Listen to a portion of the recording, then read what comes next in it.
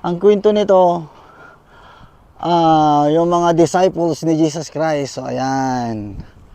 Ayan. Yung mga disciples, bali andun si Jesus Christ. Tinawag niya yung mga disciples niya. Ito yung mga disciples niya. Ayan. Palibot sa kanya. Ayan, kung makikita po ninyo, ang mga disciples niya. Yung mga disciples niya, ayan. 1, 2, 3, 4, 5, 6, 7, 8, 9, 10, 11, 12. 12 disciples po siya. So, yung isa, yung tumalikod, nakikita nyo, yung nakatalikod, kilala nyo yun siya. Yan. Marami po yung ganyan dito sa balat ng lupa.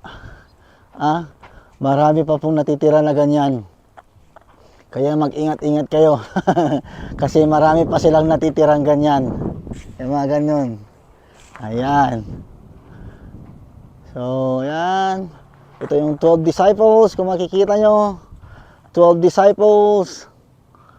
And then, ayan po si Jesus Christ. Ito po yung kwento. Dapat ilagyan ito ng mga pangalan. Ayan. Dapat may mga pangalan ito. And then, I'm sure, ito siya, kilala dito siya, yung tumalikod. Judas, yan. Nandyan po siya, yan, tumalikod. Ayan po yung mga disciples. Nakaharap po lahat sa kanya. Nakaharap lahat kay Jesus Christ.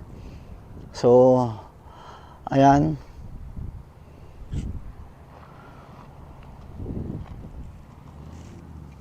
Din isa ito.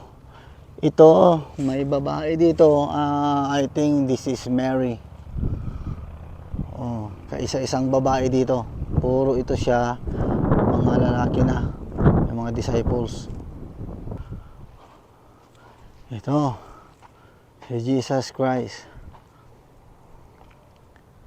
Ano. Pero hindi po yan totoo. Ano lang po yan siya. Bali ginawa ito kasi may kwento.